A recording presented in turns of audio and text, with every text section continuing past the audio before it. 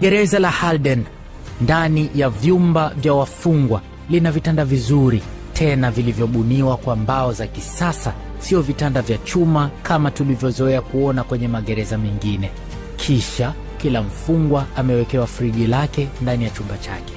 Hii maana yake ni kwamba misosi ni bwelele tena mapochopocho ya kufaidi.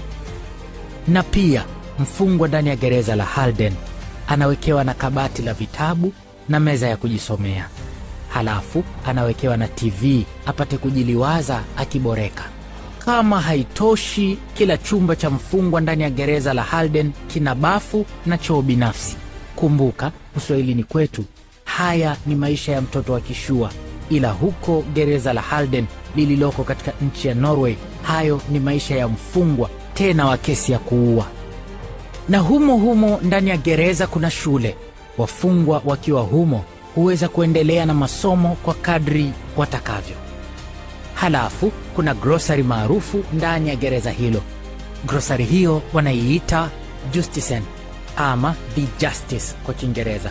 Hapo mfungwa anaweza kununua chochote atakacho na kwenda kujipikia ale ya faidi. Kama haitoshi, ndani ya gereza hili la kuponda raha limezungukwa na bustani nyingi nzuri, mfano wa bustani za mahoteli ya kifahari.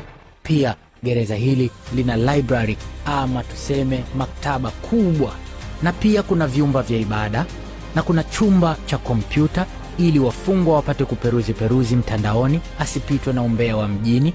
Na mfungwa akijifanya msanii, basi ndani ya gereza la Halden iko studio ya kisasa mno ya kurekodi mziki, inaitwa Criminal Records. Halafu viko vyumba vitakatifu kwa ajili ya wafungwa kufanyia ibada. Na wakati sisi tumezoea wafungwa wakikurupushwa kabla jogoo hajawika na kupelekwa kufanyishwa kazi ngumu za kilimo ama kuvunja mawe au shurba zingine, huko kwenye gereza la Halden hali haiko hivyo. Wafungwa wana muda wa kupoteza kiasi wamewekewa na gym, wakapoteze muda kutafuta six packs.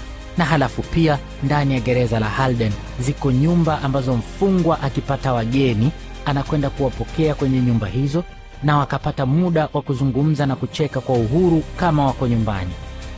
Si kama tulivyozoea magereza mengine, mfungwa unakutana naye kwenye meza tena ya mbao au chuma kilichochakaa mno, na katikati yenu kuna wavu chakavu, na nyuma yenu kasimama askari kisirani na hamruhusiwi hata kugusana.